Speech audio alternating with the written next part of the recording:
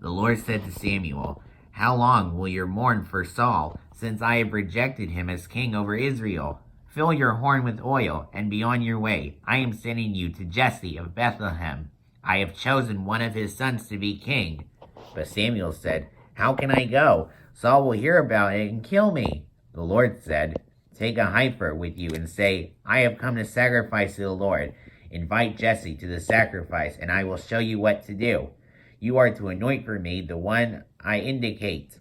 Samuel did what the Lord said. When he arrived at Bethlehem, the elders of the town trembled when they met him. They asked, "Do you come in peace?" Samuel replied, "Yes, in peace. I have come to sacrifice to the Lord. Concentrate yourselves and come to the sacrifice with me."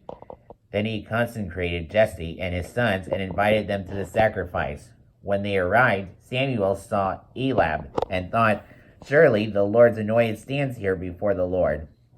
But the Lord said to Samuel, "Do not consider his appearance or his height, for I have rejected him. The Lord does not look at the things man looks at.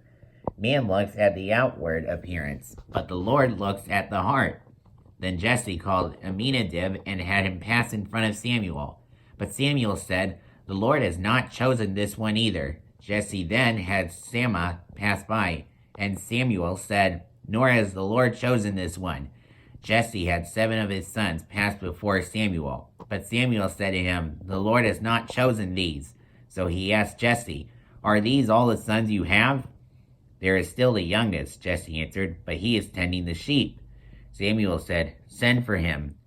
We will not sit down until he arrives." So he sent and had him brought in. He was ruddy, with a fine appearance and handsome features. Then the Lord said, "Rise and anoint him. He is the one." So Samuel took the horn of oil and anointed him in the presence of his brothers. And from that day on, the Spirit of the Lord came upon David in power. Samuel then went to Ramah. Now the Spirit of the Lord had departed from Saul, and an evil spirit from the Lord tormented him. Saul's attendant said to him, "See, an evil spirit from God is tormenting you. Let our Lord command his servants here to search for someone who can play the harp. He will play when the evil spirit from God comes upon you, and you will feel better." So Saul said to his attendants, "Find someone who plays well, and bring him to me." One of the servants answered, "I have seen a son of Jesse of Bethlehem who knows how to play the harp. He is a brave man and a warrior. He speaks well and is a fine-looking man, and the Lord is with him." Then Saul sent messengers to Jesse and said, "Send me your son David, who is with the sheep."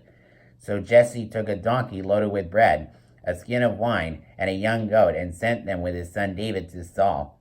David came to Saul and entered his service. Saul liked him very much, and David became one of his armor bearers.